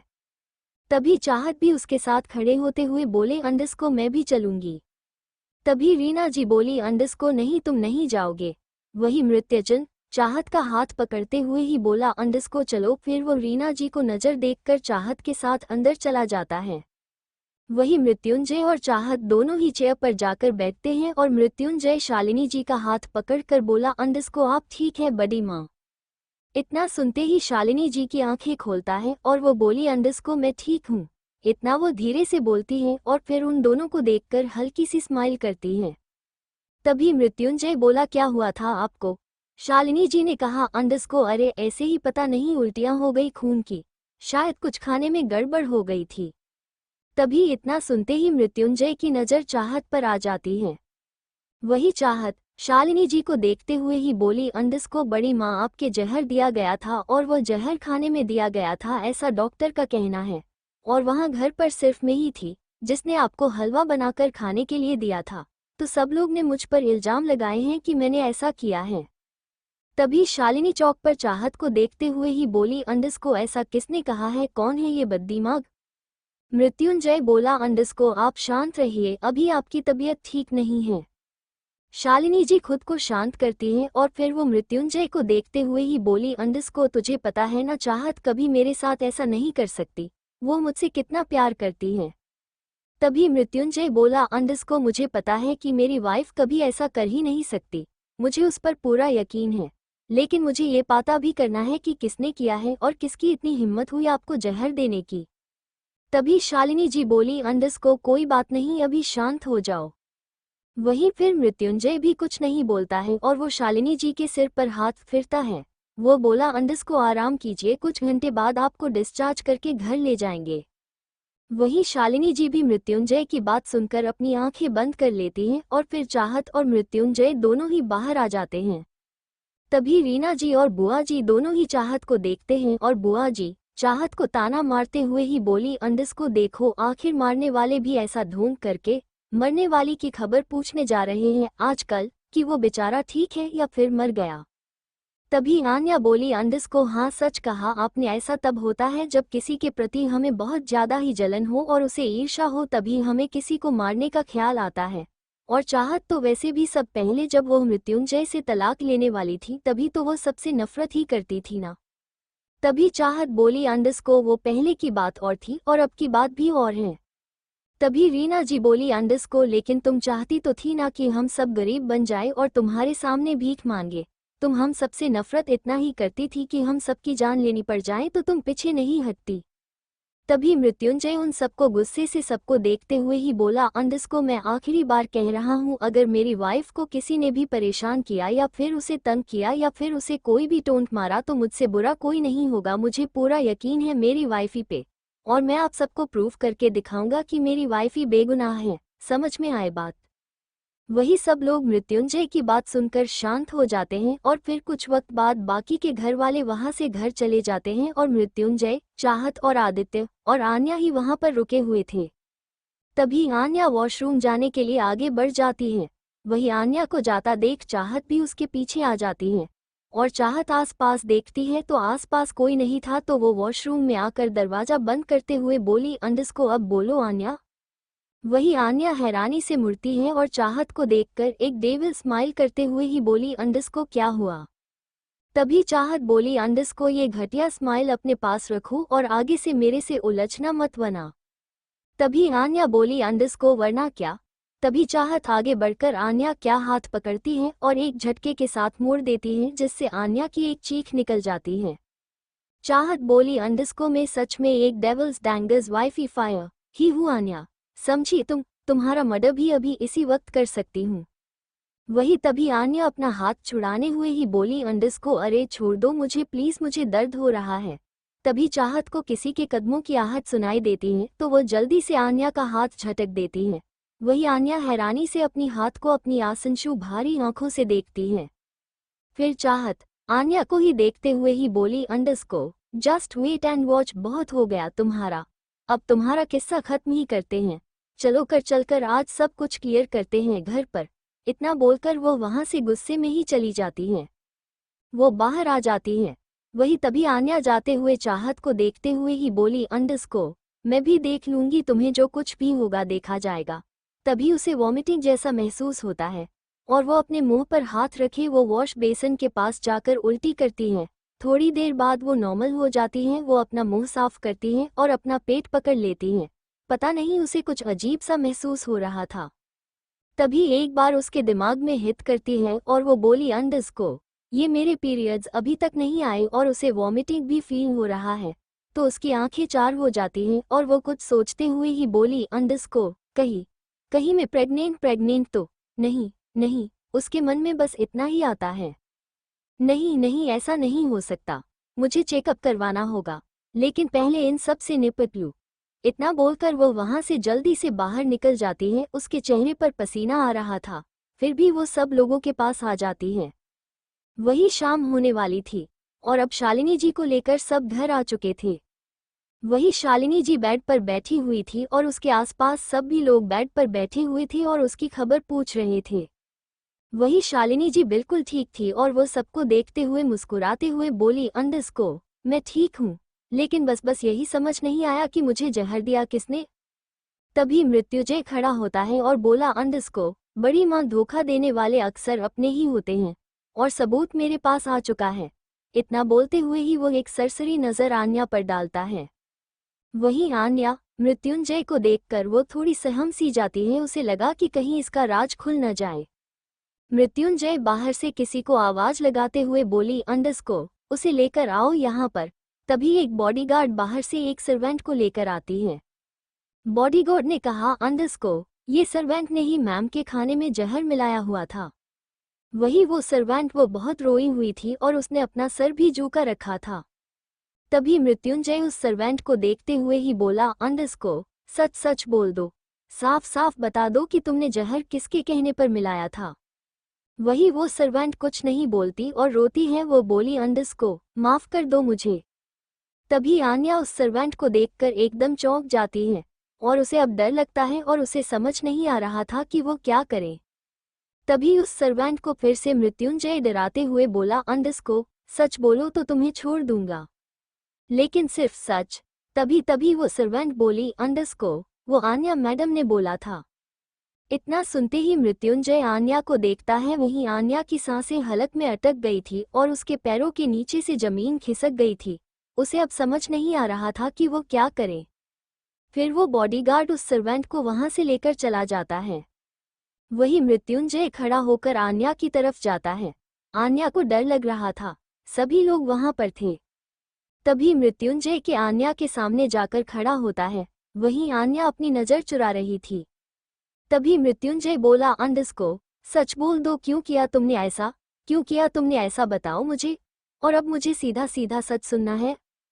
तभी आन्या अपनी आंखों में आंसू लिए वो मृत्युंजय को देखते हुए बोली, अंडस को तुम ही मेरे ऊपर यकीन नहीं है, ये सर्वेंट झूठ बोल रही है। तभी मृत्युंजय बोला, वो झूठ नहीं बोल रही, क्योंकि इस घर में मैं कैमरा भी लगवाए थे जो किसी को अभी तक नहीं पता, उसमें भी सारा रिकॉर्डिंग है, तुम कहो तो दिखाऊं मैं तुम्हें। वही आन्या चौंक जाती है, उसे तो इस बात का पता ही नहीं था। तभी मृत्युंजय बोला, अंडस को अब सच बोल दो आन्या, तुम्हारा खेल खत्म हो चुका है। तभी आन्या बोली, अंडस को बड़ी माँ को जहर दिलवाया था मैंने, लेकिन क्यों ये भी तो पूछ लो। तभी सब लोग हैरानी से आन्या को देखने लगते हैं और सब लोग चौंक जाते हैं। तभी आन्या ऊंची आवाज में चुनकर बोली, अंडस को मुझे चाहत को फंसाना था, तुम्हारी लाइफ से उसे निकालने के लिए मैंने चाल चली थी और तुम उसे तलाक दे दो और फिर मेरी शादी तुमसे हो जाए, इसलिए मैंने सब कुछ किया था मैंने सब कुछ, लेकिन सिर्फ तुम्हारे लिए किया था। तभी बोला, जो बाकी के सारे सच है वह भी बोल दो, क्योंकि वो सब सच भी अब सामने आ चुके हैं। मैंने सब सारे सबूत मेरे पास इकट्ठा कर लिए हैं, मैं बस सही मौके का इंतजार कर रहा था, लेकिन तुम अपने इस खेल से बाज न आए और अपने खेल खेलती रही और मुझे मजबूरन तुम्हें बेनकाब करना पड़ा, वरना मैं समझ रहा था कि तुम अपनी हरकतों से बाज आ जाओगी, लेकिन नहीं, तुम्हें सुधारना ही कहाँ था।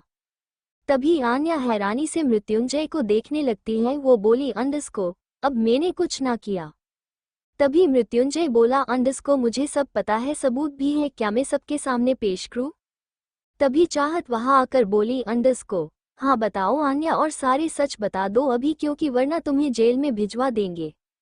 अगर तुमने सारे सच नहीं बोले तो तुम्हें जेल हो सकती है और तुम्हें मैं जेल भिजवा कर रहूंगी। तभी चाहत को देखकर आन्या का गुस्सा और बढ़ जाता है और वो गुस्से में ही बोल, अंडस को हाँ मैंने ही सब कुछ करवाया है, तुम्हारे पीछे मैं गुंडे भेजे थे जिसने तुम्हें डराया था, और उसे दिन जब तुम गिरने वाली थी तभी मैंने ही वहां सीढ़ियों पे तेल गिरवाया था ताकि तुम गिर जाओ, तुम्हारा बच्चा मर जाए। इतना सुनते ही मृत्युंजय से अब रहा नहीं जाता और वो एक खींचकर थप्पड़ आन्या को मार देता है, जिससे आन्या का चेहरा एक तरफ झुक जाता है और उसकी आंखों से आंसू बह जाते हैं। वही सब लोग अपने मुंह पर हाथ रख लेते हैं क्योंकि यह पहली बार था जब आन्या को किसी ने ऐसे डांटा था और ऐसे हाथ उठाया था। वही चाहत आगे बढ़कर आन्या के दोनों कंधों से पकड़कर उसे झंझोड़ते हुए ही बोली, अंडस्को, क्या दुश्मनी है तुम्हें मेरे आने वाले बच्चों से, जो तुम इस हद तक गिर गई? मेरे बच्चे को तो बख्श देती। तभी आन्या उसे अपने से दूर झटकते हुए ही बोली, अंडस्को, ये तुम्हारी वजह से ये सब कुछ हो रहा है। मुझे मृत्युंजय चाहिए था और तुम आ गई बीच में और वो मुझे नहीं मिला, इसलिए मैं तुमसे ये सब बदल लेना चाहती थी। वही इतना सुनते ही चाहत बोली, अंडस्को, लानत है तुम पर, तुम जैसी हो लड़कियों पर जो इस हद तक गिर सकती हैं। वही आन्या बोली, अंडस्को, हाँ मैं गिर गई इस हद तक, लेकिन सिर्फ मृत्युंजय ही के लिए गिरी मैं। फिर आन्या रोते हुए ही वो मृत्युंजय के पास आते हुए बोली, अंडस्को, मुझसे शादी कर लो। तुम चाहत के साथ रहना चाहो तो मुझे कोई प्रॉब्लम नहीं है, लेकिन मेरे हो जाओ।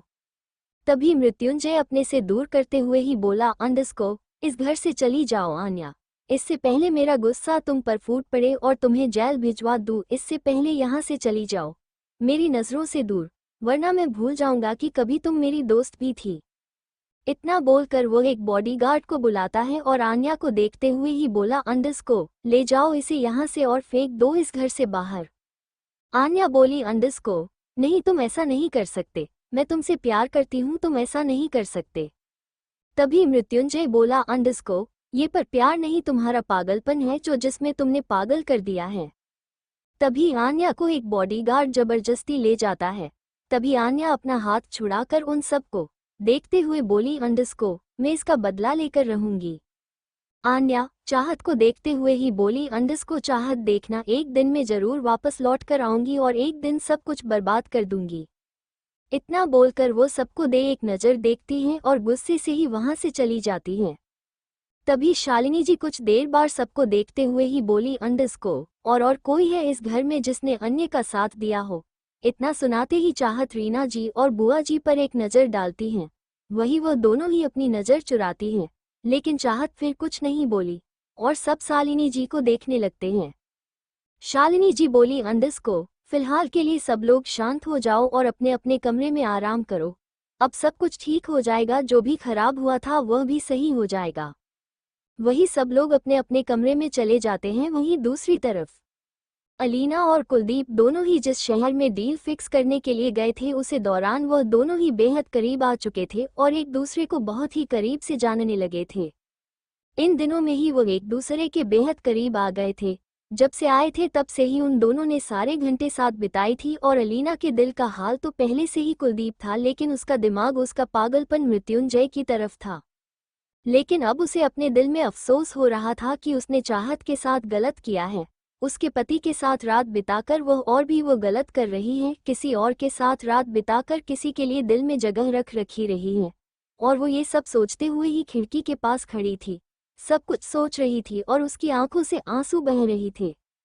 वही तभी उसके कमरे में कुलदीप आता है। वो अब कुलदीप ने भी ठान लिया था कि वो सब सारा सच अलीना को बता देगा, क्योंकि अब उसके घर वाले शादी के लिए फोर्स कर रहे थे और अब अलीना के सिवा किसी और के साथ शादी नहीं कर सकता था, इसलिए उसने सब कुछ बताने का ठान लिया था। कुलदीप अलीना के पास आते हुए ही बोला, अंडस्को, अलीना तुमसे कुछ जरूरी बात करनी है। वही वाली नाम कुलदीप को देखकर अपने आंसू पोंछती है और बोली, अंडस्को, हाँ बोलो। कुलदीप उसे देखते हुए बोला, अंडस्को, मुझे बातें घुमानी नहीं आती, इसीलिए मैं तुम्हें कहता हूँ मैं तुमसे प्यार करता हूँ, तुम मुझसे शादी कर लो।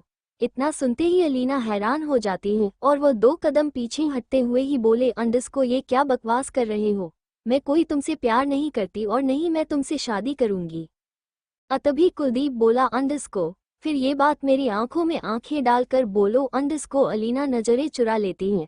वो बोली, अंडस्को, ना, नहीं, मुझे नहीं करनी तुमसे शादी, बकवास बंद करो अपनी और जाओ यहाँ से। तभी कुलदीप फिर से बोला, अंडस्को, फिर एक बार मेरी आंखों में देखकर ये बात कह दो कि तुम मुझसे प्यार नहीं करती। इतना बोलकर वह उसके कंधों को पकड़कर झकझोरती ही हुए बोला, अंडस्को, बोलो, बताओ मुझे कि तुम मुझसे प्यार नहीं करती, मेरी आंखों में देखकर बोलो एक बार। तभी अलीना कुलदीप को दूर झटकते हुए बोली, अंडस्को, हाँ हाँ हाँ, करती हूँ मैं प्यार तुमसे, लेकिन मैंने सब कुछ बिगाड़ दिया है, सारे रिश्ते खत्म कर लिए हैं, अपने आप को ही बर्बाद कर लिया है। क्या करूं मैं, बताओ तुम मुझे। तभी कुलदीप उसके पास जाकर थोड़ा शांत हो जाता है और फिर वो उसके पास जाकर उसके चेहरे पर हाथ रखते हुए ही बोला, अंडरस्को, कुछ भी गलत नहीं हुआ और सब कुछ अभी भी सही है। तुम चाहो तो सब सही हो सकता है। तभी अलीना रोते हुए ही उसके सीने से लग जाती है और बोली, मैंने गलत किया है, मैंने चाहत के साथ गलत किया है, मैंने अपनी ही बहन के साथ गलत किया है। इतना सुनते ही कुलदेवी हैरान हो जाता है और वो बोला, अंडरस्को, क्या क्या कहा तुमने। कभी तभी अलीना उससे दूर होती है और बोली, अंडरस्को, चाहत मेरी सगी बहन है और मैंने उसके पति यानी कि मृत्युंजय के साथ रात। इतना बोलते ही वह रुक जाती है और उसकी आंखों से आंसू बह जाते हैं और वह अपना चेहरा फेर लेती है। तभी कुलदीप उसे अपनी तरफ पलटते हुए ही उसके आंसू पहुंचने हुए ही बोला, अंडरस्को, क्या सच बोल रही हो तुम, चाहत सच में तुम्हारी बहन है। अलीना बोली, हाँ वो मेरी सगी बहन है। कुलदीप ने कहा, तो फिर कुछ गलत नहीं हुआ है तुम्हारे साथ। अलीना बोली, अंडरस्को, तुम्हें तो पता ही है ना वो रात। तभी कुलदीप बोला, अंडरस्को, वह रात तुमने मृत्युंजय के साथ नहीं मेरे साथ बिताई थी। इतना सुनते ही जैसे अलीना को एक धक्का सा लग जाता है और वह लड़खड़ा कर घुटनों के बल जमीन पर गिर जाती है। तभी कुलदीप भी उसे संभालते हुए ही जल्दी से पड़कर उसे नीचे ठीक से बिताते हुए ही बोला, अंडरस्को, तुम क्या हुआ तुम्हें, तुम ठीक हो। तभी अलीना उसे देखते हुए बोली, अंडरस्को, तुम क्या सच सच बोल रहे हो, बताए क्या ये सच है कि मैंने वो रात तुम्हारे साथ बिताई थी। तभी कुलदीप उसकी आंखों में आंखें डालकर उसके चेहरे पर हाथ रखकर बोला, हाँ ये सच है, उस रात में था तुम्हारे साथ और जो कुछ भी हुआ वो हम दोनों के बीच हुआ है, ना कि मृत्युंजय के साथ। तभी अलीना की आंखों से आंसू बह जाते हैं और वो कुलदीप के सीने से लगते हुए ही बोली, क्या क्या तुम सच में सच बोल रहे हो, क्या क्या सच है, मैंने अपनी बहन के साथ गलत नहीं किया ना, सच बोल रही हूँ ना, तुम कसम खाओ मेरी। तभी कुलदीप उसकी कसम खाते हुए बोला, हाँ उस रात में था तुम्हारे साथ, कसम तुम्हारी। अलीना रोते रोते मुस्कुराते बोली, अंडरस्को, भगवान जी लाख लाख शुक्रिया कि मुझसे गलती नहीं हुई, मैंने जो अपनी जिद में आकर, अपने पागलपन में आकर जो गलत किया था वो गलत नहीं हुआ, लेकिन ये सब कुछ कैसे हुआ। तभी कुलदीप उसे सब कुछ बता देता है और माया ने भी उसका साथ दिया था ये भी बता देता है। तभी अलीना को याद आता है कि माया उसे बार बार कह रही थी कि उसे आगे जाकर पछताना नहीं होगा और उसे उस रात की अगली सुबह मृत्युंजय ने भी कहा था कि गलतफहमी में रहना अच्छी बात है। उन सब की बातों का मतलब अब अलीना को समझ आ रहा था, लेकिन अलीना को कोई पछतावा नहीं था क्योंकि वो सच में कुलदीप से ही प्यार करती थी और अब उसे पता चला था कि चाहत उसकी बहन है तो उसका दिल पछतावे से भरा पड़ा था। वो उसे समझ नहीं आ रहा था कि अब क्या कैसे चाहत के सामने जाएगी। लेकिन अब जब कुलदीप ने ये सारा सच बताया तो अब वो उसके दिल में खुशी की लहर उठी थी और वो कुलदीप के गले लगे हुए ही बोल, अंडरस्को, फिर मैं अपनी बहन को फिर से पा सकती हूँ, मैं अपनी बहन को अपनी लाइफ में ला सकती हूँ। वही कुलदीप भी उसके सर को चूमते हुए ही बोला, अंडरस्को, हाँ सब कुछ ठीक हो जाएगा। वही कुछ देर बाद कुलदीप बोला, अंडरस्को, अब यहाँ पर काम खत्म हो चुका है तो हम कल शहर के लिए निकलने वाले हैं। वही अलीना भी कुछ नहीं बोलती और वो वैसे ही वो उसके गले लगी रहती है। वहीं दूसरी तरफ आन्या भी शिव के पास चली गई थी, जो उसका बॉयफ्रेंड था जिसके साथ उसने रातें बिताती थी, उसके पास चली गई थी और उसने उसे बता दिया था कि वो प्रेग्नेंट है। वही ऐसे ही टाइम बीतता है, अलीना भी चाहत को सारा सच बता देती है। सब लोग सुधर चुके थे, वही चाहत और मृत्युंजय अपने आने वाले बच्चे के लिए बहुत खुश थे और बाकी घरवाले भी। वही एक और खुशी भी शामिल थी जो कि अलीना और कुलदीप ने कोर्ट मैरिज कर ली थी और अलीना भी प्रेग्नेंट थी। ऐसे ही सब कुछ हंसी खुशी सब कुछ चल रहा था। 9 महीने बाद, करीब 9 महीने बीत गए थे और सब कुछ अच्छे से चल रहा था। 9 महीने बाद चाहत एक बड़ी सी हॉस्पिटल में थी और अस्पताल में उसकी आवाज गूंज रही थी, जहां पर उसे पेट में बहुत दर्द हो रहा था क्योंकि अब उसकी डिलीवरी होने वाली थी। आज वो बच्चों को जन्म देने वाली थी, जो कि पहले ही डॉक्टर ने बता दिया था कि वो ट्विंस को जन्मदिन वाली हैं। और सब बहुत खुश थे और सब लोग उसी कमरे के बाहर ही खड़े हुए थे। तभी चाहत की आवाज बंद हो जाती है। तभी सभी लोगों की सांसें भी जैसे रुक सी जाती हैं और कुछ मिनट बाद ही 2 नर्स बाहर आती हैं और उन दोनों के हाथ में ही 2 अभी ही जन्मे हुए बच्चे थे। उन सबको देखकर वो सब लोग खुशी से उनके पास जाते हैं। तभी वह नर्स बोली, अंडस को मुबारक हो, 2 बेटियां हुई हैं आपको। इतना सुनते ही सब लोगों के चेहरे पर एक रौनक सी आ जाती है और उन सबके चेहरे पे बहुत ही ज्यादा खुशी झलक रही थी। मृत्युंजय जल्दी से एक बच्ची को हाथ में लेता है और फिर दूसरी बच्ची को भी, फिर दोनों को देखते हुए ही उसके सिर को चूमता है।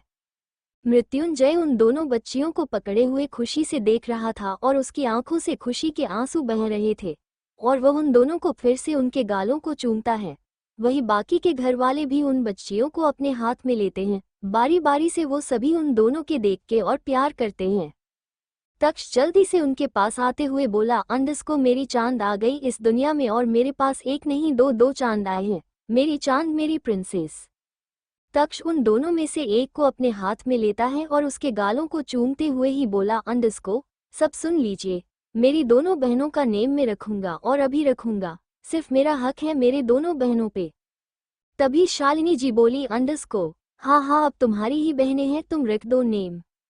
तभी तक्ष मुस्कुराते हुए ही बोला, अंडस को ये मेरी चांद है, इसका नेम तक्षक होगा। फिर वो उसके सिर पर किस करता है। तभी रीना जी एक दूसरे बच्चे को अपने हाथ में लिए हुए ही बोली, अंडस को तेरी तक्षिका तेरा चांद तो ठीक है, और यह छोटी सी तेरी नन्ही सी बहन का क्या नाम रखेगा तू। वही शालिनी जी ने एक बच्ची को अपने हाथ में पकड़ा था वो तक्ष को देती है। वही तक्ष दूसरी बच्ची को मृत्युंजय को देता है। फिर तक्षस दूसरी बच्ची के माथे को चुमते हुए ही बोला, अंडस को मेरी लिटिल प्रिंसेस, मेरी भूमिका। इतना बोलकर वह मुस्कुराने लगता है। वही वो बच्ची भी मुस्कुराते हुए ही तक्ष को ही देख रही थी। वो मुस्कुरा रही थी और वह तक्ष की एक उंगली पकड़ लेती है। तक्ष भी मुस्कुराता है। वही सब लोग हंसी खुशी बहुत ही ज्यादा खुश थे। वही चाहत को फिर उन दोनों बच्चे को उसके पास देती हैं और चाहत की उन दोनों को अपने पास देखकर जैसे एक सुकून से अपनी आंखें बंद कर लेती हैं।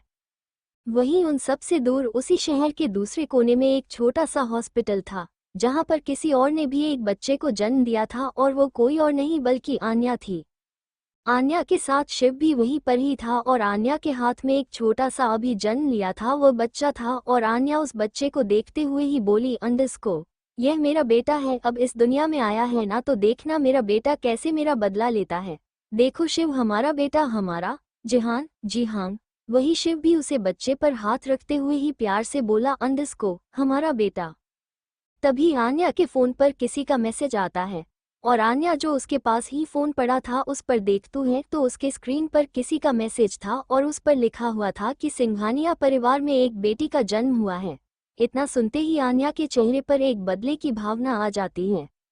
आन्या वो गुस्से से ही बोली, अंडस को अब बदले की शुरुआत होगी और बदला होगा जो बहुत ही जबरदस्त होगा। एक खेल वर्षों बाद शुरू होगा और उस खेल में जीत मेरी होगी, सिर्फ मेरी। फिर वो अपने बच्चे की तरफ देखते हुए ही बोली, अंडस को तेरा जन्म मेरा बदला लेने के लिए हुआ है, मेरे साथ जो गलत हुआ है उसका बदला तुझे लेना है। जी हाँ। इतना बोलते हुए ही वो उस बच्चों को चूमते हुए ही बोली, अंडस को मेरा जी हाँ मेरा बदला लेगा। वहीं दूसरी तरफ सब हंसी खुशी ज्यादा खुशियां मना रहे थे।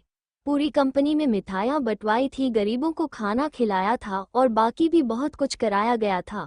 आखिर सिंघानिया परिवार में एक साथ 2 बेटियां आई थी। वो सब लोग बहुत ही खुश थे। एक का नाम तक्षिका और एक का नाम भूमिका, जो दोनों ही नाम तक्ष ने रखा था और उस नाम को सुनकर सब लोग बहुत ही ज्यादा खुश थे। वही ऐसे ही कुछ टाइम बीतता है और अभी 7 दिन ही बीते थे कि चाहत की बेटियों ने जन्म लिए और उसके 7 दिन बाद ही अलीना ने भी एक बच्चे को जन्म दिया और वह भी एक बच्ची ही थी। और सारा सिंघानिया परिवार भी हॉस्पिटल गया हुआ था। सिर्फ चाहत घर पर थी और शालिनी जी, क्योंकि अभी चाहत में अभी ही न्यू बॉर्न बेबी को जन्म दिया था, इसलिए वो वहां पर नहीं जा सकती थी। लेकिन चाहत अपनी बहन के आने वाले बच्चों के लिए बहुत एक्साइटेड थी।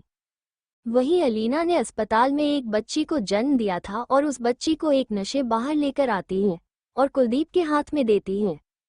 कुलदीप उस बच्ची को हाथ में लेता है और बोला, अंडस को मेरी बच्ची मेरी प्यारी सी बच्ची। वही सिंघानिया परिवार के बाकी लोग वो भी बहुत खुश थे। वही पास में ही माया खड़ी थी और माया उसे बच्ची को प्यार से देख रही थी। वही माया आगे बढ़कर उस बच्ची को अपने हाथ में लेते हुए बोली, अंडस को कितनी प्यारी बच्ची है ना। तभी कुलदीप माया को देखते हुए ही बोला, अंडस को क्या तुम इसका नाम रखना चाहोगी। इतना सुनते ही माया हैरानी से कुलदीप को देखने लगती है तभी मृत्युंजय माया को देखते हुए ही बोला अंडरस्को, हाँ माया, तुम अलीना की बेटी का नाम रख सकती हो, क्योंकि अलीना भी तुम्हारी बड़ी बहन जैसी ही है और तुम उसकी बेस्ट फ्रेंड भी हो। उसका हर पल तुमने उसका साथ दिया है, तो इस पहले खुशी पर तुम्हारा हक बनता है कि तुम चाहो तो इसका नाम रख सकती हो। इतना सुनते ही माया की आंखों में से हल्के से आंसू आ जाते हैं जो खुशी के थे, और वो बोली अंडरस्को, ठीक है। फिर वो उस बच्ची के दोनों गालों को बारी बारी से चूमते हुए ही बोली अंडरस्को, अरे हाँ, होगा इस बच्ची का नाम। वही इतना सुनते ही सब लोग मुस्कुराने लगते हैं।